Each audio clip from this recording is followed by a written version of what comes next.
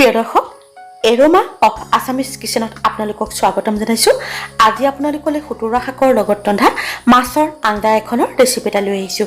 আশা কৰিছোঁ আপোনালোকৰ এই ভিডিঅ'টো চাই নিশ্চয় ভাল লাগিব। এতিয়া আহকচোন ভিডিঅ'টো চাওঁ আৰু লগতে মাছৰ আঞ্জাখন ৰান্ধোতে কি কি সামগ্ৰী লগা হ'ল তাতো এবাৰ চকু ফুৰাওঁ। খুতুৰা শাকৰ অলাগতিয়াল পাত আৰু ঠাৰিবোৰ আঁতৰাই পৰিষ্কাৰকৈ ধুই মিহিকৈ কুটি লোৱা হৈছে। ইয়াত আছে খুতুৰা শাক, পুঠি মাছ, পানী, বিলাহী, নিমখ, হালধি, পাঁচফোৰণ, কেঁচা জলকীয়া, নহৰু আৰু মিঠাতেল। কেৰাহীত প্ৰয়োজনমতে তেল গৰম কৰি তাতে নিমখ আৰু হালধি সানি ৰখা পুঠি মাছখিনি দি মচমচীয়াকৈ ভাজিব লাগিব।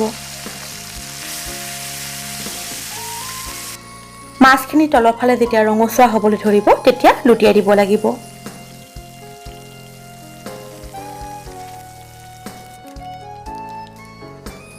মাছখিনি ভজা হৈ গৈছে। এতিয়া প্লেট এখনত মাছখিনি নমাই থ'ব লাগিব।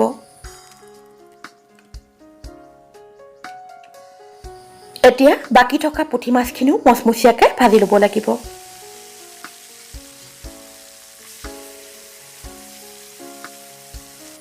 পুঠি মাছ মচমচীয়াকৈ ভাজি শাকৰ আঞ্জাত যদি দিয়া যায় খাবলৈ ভাল লাগে আৰু মাছখিনি ভাঙি নাযায়।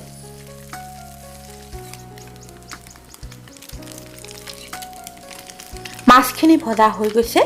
এতিয়া মাছৰ আঞ্জা ৰান্ধিবৰ বাবে আপোনালোকে নিজৰ হিচাপত তেল ল'ব। মই অলপমান তেল কমাই লৈছোঁ। এতিয়া কেৰাহীত প্ৰয়োজনমতে তেল ৰাখি তাতে পাঁচফোৰণ কেইটামান দিব লাগিব। পাঁচফোৰণ ফুটিবলৈ ধৰিলে বাকলিৰ সৈতে থেতেলিয়াই লোৱা নহৰু আৰু দুফালকৈ কাটি লোৱা কেঁচা জলকীয়াখিনি দি প্ৰায় ৰঙচুৱা হোৱাকৈ ভাজিব লাগিব। কেঁচা জলকীয়া আপোনালোকে নিজৰ হিচাপত দিব। আনহাতে নহৰু যদি বাকলিৰ সৈতে থেতেলিয়াই লোৱা হয় গোন্ধটো বৰ ধুনীয়া হয়। নহৰুখিনি ৰঙচুৱা হৈ নহৰুৰ ভজা গোন্ধ ওলাবলৈ ধৰিছে। এতিয়া কুটি লোৱা খুতুৰা শাকখিনি দিব লাগিব।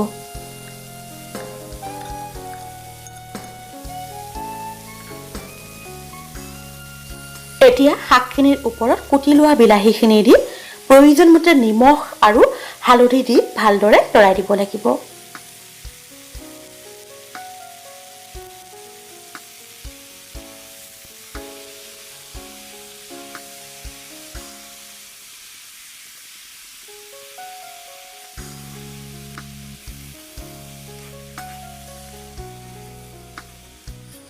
এতিয়া ঢাকোনখন লগাই খুতুৰা শাক আৰু বিলাহীখিনি সিজিবলৈ দিব লাগিব।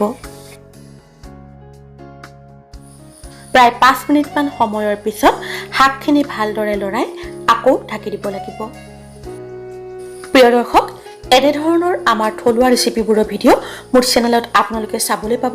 আপোনালোকে যদি মোৰ চেনেল এৰোমা অফ আছামিজ কিচেনক এতিয়াও ছাবস্ক্ৰাইব কৰা নাই অনুগ্ৰহ কৰি ছাবস্ক্ৰাইব কৰিবচোন আৰু লগতে কাষত থকা বেল আইকনটো টিপি দিব।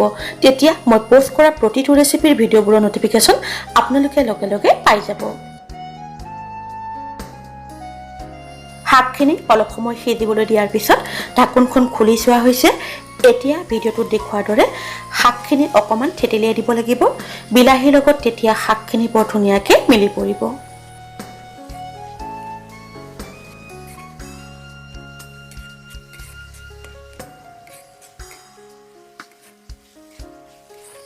এতিয়া প্ৰয়োজনমতে গৰম পানী ঢালি শাকখিনি ভালদৰে লৰাই অলপ সময়ৰ বাবে উতলিবলৈ দিব লাগিব।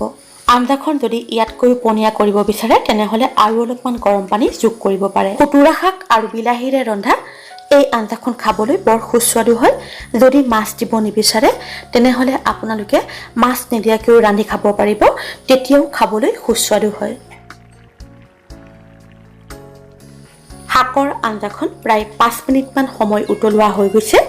এতিয়া ভাজি থোৱা পুঠি মাছখিনি দি আকৌ প্ৰায় 5 মিনিটমান সময় উতলাব লাগিব।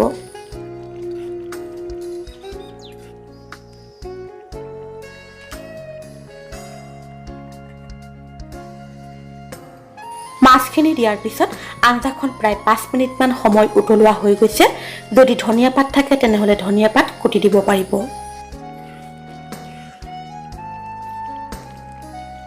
খুতুৰা শাকৰ লগত ৰন্ধা পুঠি মাছৰ আঞ্জা প্ৰস্তুত হৈ গৈছে। এতিয়া গেছৰ জুই নুমুৱাই দিব লাগিব। এতিয়া গৰমে গৰমে ভাতৰ লগত খুতুৰা শাকৰ লগত ৰন্ধা মাছৰ আঞ্জাৰ জুতি ল'ব পাৰিব। একেবাৰে সাধাৰণভাৱে ৰন্ধা মাছৰ এই আঞ্জাখন খাবলৈ বৰ সুস্বাদু হয়। আপোনালোকে কেতিয়াবা এনেদৰে ৰান্ধি খাই চাবচোন। নতুন ভিডিঅ' এটালৈ আকৌ আপোনালোকৰ ওচৰলৈ আহি আছোঁ। আজিলৈ আহোঁ, ধন্যবাদ।